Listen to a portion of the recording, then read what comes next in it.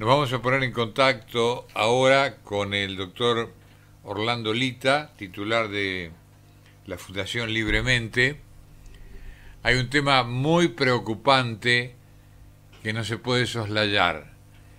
Ya el año se nos termina, estamos prácticamente entrando en pocas horas más a diciembre y este año no ha habido clases. Yo creo que no hay antecedentes históricos, por lo menos muy recientes, de un hecho como este. ¿Cómo le va, doctor Orlando Lita? ¿Cómo está? Buenas tardes. Buenas tardes, ¿cómo anda usted, Miguel? Buenas tardes a toda la audiencia. Es una gran preocupación lo que ocurre, ¿no? Es una gran preocupación. Yo creo que la pandemia, por supuesto, produjo consecuencias nefastas que las estamos sufriendo, pero la más nefasta de todas, en la Argentina me refiero especialmente, es en el tema educativo, es en la educación. En un contexto que la parte en general, que la parte sanitaria no ha sido bien manejada, que se ha criticado a otros países como Suecia, etcétera, otros, porque debemos recordar que el presidente criticaba a Suecia u otros países y ahora nosotros estamos en el top 10 de lo que no debemos estar en el top 10. Pero al margen de esa parte sanitaria no bien manejada, de una economía no bien manejada, con una economía que se está cerrando, que no tiene horizonte de inversiones, la peor consecuencia o lo peor de lo que estamos viviendo es en la educación, porque hace al futuro del país, Miguel. Tenemos un gobierno que frena la educación, la palabra creo adecuada es que frena la educación, con varias cosas. Una es este tema tan presente del regreso a las aulas, que ningún país del mundo, y lo han hecho esporádicamente, muy temporalmente, Alemania y Bélgica, pero con el inmediato regreso a las aulas. Pero todos siempre tuvieron a la educación como una prioridad, como una labor esencial, que en la Argentina no está declarada como una labor esencial, y lo toman como una prioridad, que en la Argentina no fue tomado como una prioridad. Al contrario, lo pusieron, enfrentaron salud o educación, recuerda, ¿no? Salud o economía, decían ellos. Sí, salud o economía. Y ahí quedaba envuelta la educación, dando vueltas en algo que quedó en la nada, la educación, en una nebulosa, en un barro, y que no saben cómo salir.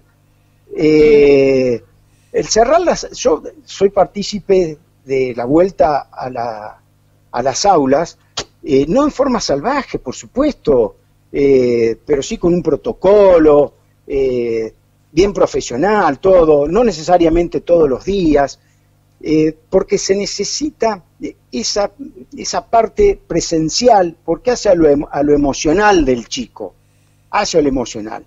Verse 2 o 3 veces o la cantidad de veces que un director, hablando con sus docentes, digan, bueno, en nuestra escuela se puede volver, de acuerdo a la logística que tenemos y la pedagogía que tenemos, bueno, determinada cantidad de días.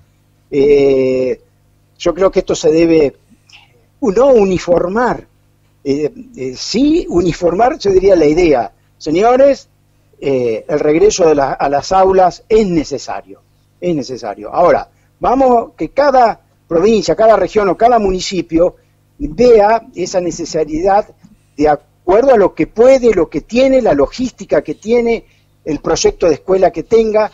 Bueno, y ahí están embarrados porque nunca se trabajó la educación como se debe proyectar. Las escuelas nunca han tenido autonomía de proyectos. Todo viene bajo una directriz única, sobre todo en la provincia de Buenos Aires, y que con una gestión administrativa centralizada y pedagógica también descentralizada, y se hace difícil darle autonomía a las escuelas en ese contexto. Y hay un tema de conectividad. Nunca olvidemos que somos un país subdesarrollado. No tenemos buena conectividad. Y esta falta de conectividad las sufren los más pobres. Porque esos chicos, los más pobres, hay 1,5 millones de chicos que van a abandonar la escuela este año, Miguel Ángel. 1,5 millones, lo ha dicho la Flaxo, que es la universidad. Hay otras ONG que también están manejando esa estadística. ¿A dónde va a ir ese 1,5 millones de chicos? Y ese 1,5 millones de chicos no son chicos de clase media alta, son chicos de clase baja, son chicos pobres. Ojo que eso hace al futuro del país. Por supuesto, esto hace avisorar cosas muy delicadas. Muy delicadas, porque esto es condenarnos de alguna manera a la pobreza. Esos chicos es muy difícil recuperarlos, muy difícil. Y vuelvo, porque esos chicos aparte, al margen de la conectividad, si la llegan a tener, no tienen acompañamiento familiar, tienen problemas habitacionales, son muchos con una computadora, la mamá tiene que hacer otras tareas, o el padre, que esto es un problema general para todos, en distintas clases sociales, pero esas clases sociales son las que más lo sufren, claro, y terminan en el abandono. Esos chicos no han aprendido absolutamente nada en el año, es un año perdido. Y no alcanzaron a cubrir 15 días, ¿se acuerda usted, no? Claro, claro. Bueno, y acá se produce otro problema. El pasaje que hubo de escuela pública a privada, en sectores también muy necesitados, sobre todo en el Gran Buenos Aires, que se mandaba o se manda al chico a una escuela privada de lo que el bolsillo del papá y la mamá pueden. ¿Para qué? Para que termine el ciclo lectivo. No porque las huelgas salvajes que los sindicatos hacen, y yo las califico de esa manera, son salvajes porque mantienen de rehén al chico, que es como que si al chico no les interesara, el alumno no interesa, están en una pelea salarial ciega, hacen una cruzada medieval de todo eso. Yo no quiero decir que no deban pelear por su salario, como un docente debe estar bien pago, pero lo llevan a un extremo que sacrifican al chico, lo sacrifican al chico. Les parece que no les interesa al chico. En ese salvajismo sindical se produce el pasaje de escuela pública a privada. Ajá. La privada que puedan pagar. Bueno, se da ahora que en este contexto pandémico les resulta difícil pagar la escuela privada. Entonces va a haber un regreso a la escuela pública, a una escuela pública que está peor que antes, que cuando fueron. Claro, padeciendo los mismos problemas. Exactamente, y con los problemas agravados. Bueno, ahí se va a ver, vamos a entrar en un barro muy feo. Y los que más lo padecen son los más necesitados, los más pobres. ¿Conoce usted que haya de alguna mente iluminada que están en forma efectiva en la política, hayan elevado algún proyecto para tratar este tema, por lo menos discutirlo, hacerlo público, no tratar de esconder las miserias que esto ocasiona? Es muy buena su pregunta, Miguel Ángel, porque se esconde el tema. Yo creo que la ministra de Buenos Aires, que está siendo tan criticada ahora, quiere poner estos temas sobre la mesa. Sí. Los pone sobre la mesa. Y es, yo creo, desmesuradamente criticada.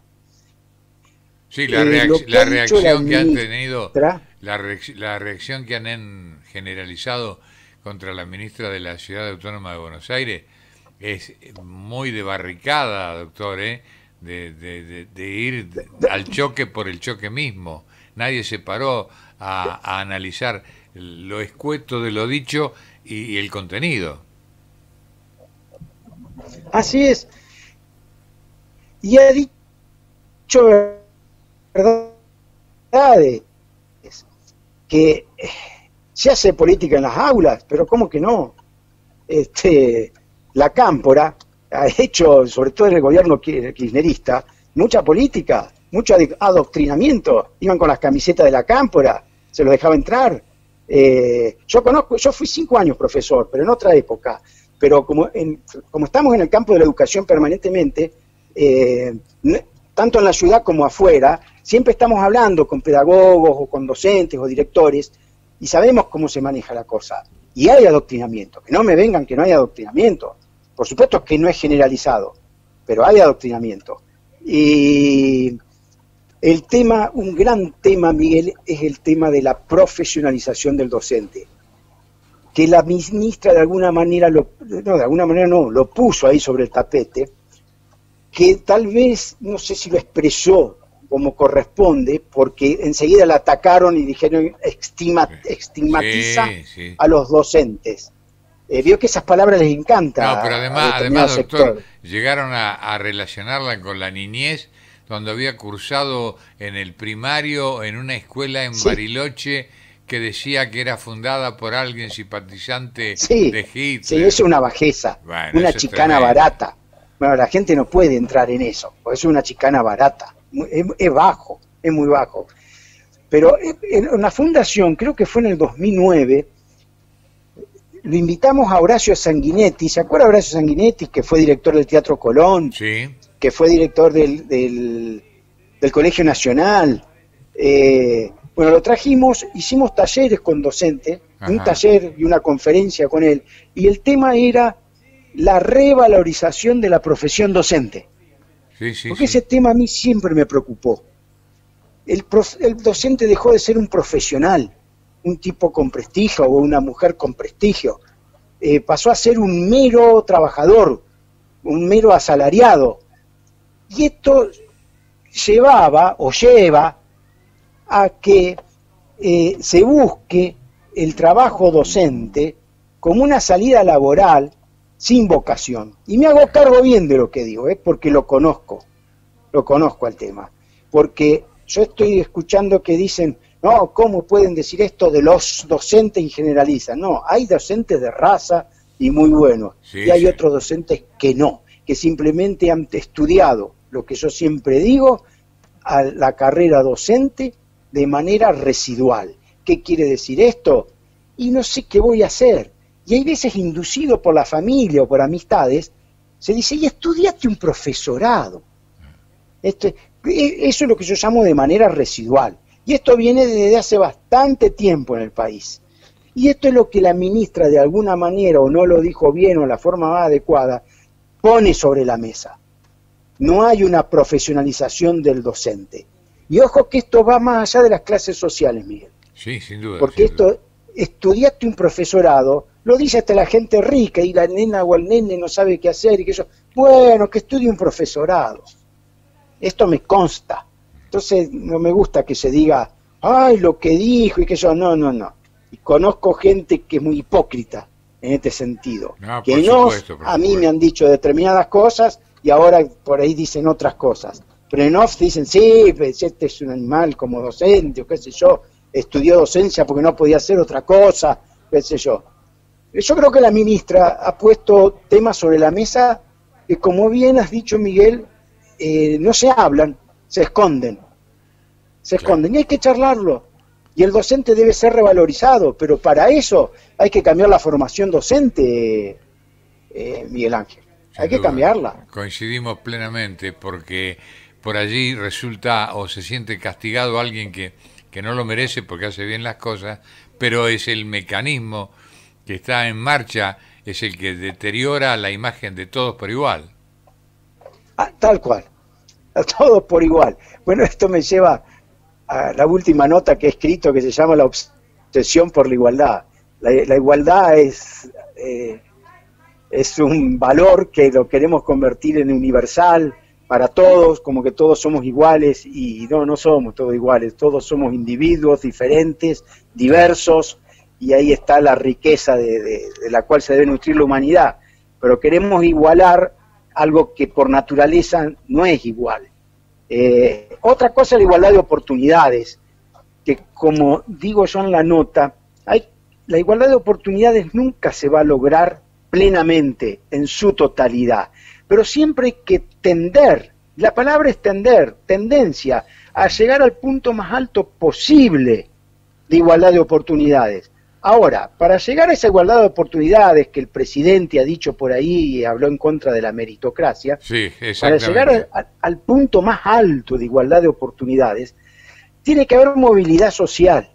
Para que haya movilidad social ascendente, para que se logre el mayor punto posible, el más alto posible en igualdad de oportunidades, hay que cambiar el contexto económico, de desarrollo económico del país. Y acá hay un tema que es el del sistema tributario y la legislación laboral.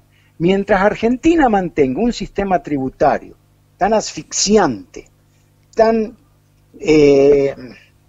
áspero, tan bloqueador de iniciativas privadas, porque no puedo emprender algo porque tengo que pagar una cantidad enorme de impuestos, y una legislación laboral tan rígida, tan vetusta, que corresponde allá a mitad del siglo XX, va a ser difícil que haya movilidad social ascendente, porque es difícil emprender, quita las ganas de emprender. Entonces igualamos para abajo, dice, doctor. Claro, cuando uno va a emprender dice, bueno, ¿qué impuestos tengo? ¿Cuántos recursos humanos tengo que pagar? ¿Cuánto esto? ¿Cuál es todo esto?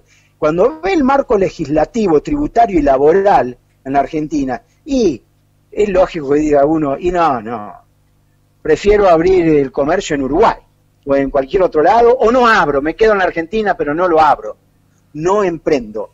Y esto hace a la cosa educativa, porque cuando se mueve un país económicamente, hay movilidad social ascendente. Entonces, la gente... Sí, lo escucho, doctor. Puede tener un trabajo digno, un proyecto de vida, y puede dedicarse a la educación, puede educarse con ganas, porque ve un horizonte. Ahora es todo regalo, es todo dádiva, bueno, y ese regalo, esa dádiva, ¿hasta cuándo es? Alguna vez se corta, y es más, esa gente, Miguel, hacen una planificación estratégica de los planes sociales. En tanto saco en esto saco en otro, en esto qué sé yo, ¿qué voy a trabajar? Claro. Si me armo de, no sé, una X dinero que me permite sobrevivir. Y entonces es difícil emprender. Y a esa gente no le interesa educarse, no le interesa. Y el político no le interesa educarlo tampoco, Miguel Ángel. Porque alguna vez lo he hablado con usted también, el político ve a la educación como un intangible que no trae votos. Ajá. En cambio, un plan social es un dinero, el dinero la gente lo ve. Una obra pública y la gente la ve. A la educación no, es un intangible, es transmitir conocimientos, y se trabaja en plazos más largos. Y la sociedad no presiona como debe presionar al político para que el político ponga este tema sobre la mesa. El político busca los votos, desgraciadamente. No, está bien que busque los votos, pero que los busque no solamente engañando a la gente. La educación no interesa, Miguel.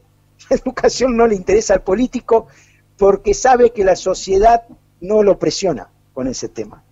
Claro, y saben también que muchos de sus pares están muy lejos de reunir las condiciones para ejercer un puesto de cierto nivel en un gobierno, pero sin embargo lo ocupan. Por supuesto, no hay... Bueno, ahí hay un tema, no tenemos un Estado profesionalizado, cualquiera ocupa cualquier cargo,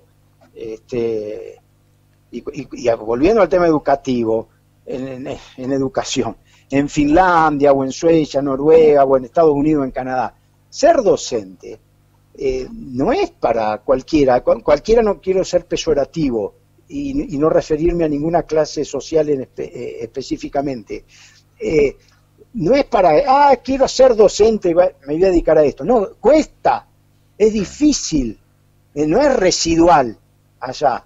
Es muy difícil ser un profesional de la docencia en esos países. Pero eso es reconocer, muy bien, doctor, pagos, es una forma directa de reconocer los valores que tiene cuando obtiene la meta. Claro. Se volvió muy mediocre la cosa, y mediocre es mucho todavía, Miguel, lo que estoy diciendo. Esos países valorizan la profesión docente y están muy bien pagos, pero hay que estudiar mucho para ser docente en esos países. No se estudia de manera residual. Qué problemática, ¿no? Esperemos que, qué sé yo, esto no se resuelve por milagros, sino con políticas. Y hasta el momento uno no ha escuchado nada más que peleas por acomodar ciertas situaciones que los posicionen dentro de las autoridades en las cámaras, por ejemplo, si suman los votos o no, si hacen, si meten dentro del tratamiento de otras leyes algunas que son estrictamente de beneficio personal. Entonces eso hace que uno no tenga optimismo.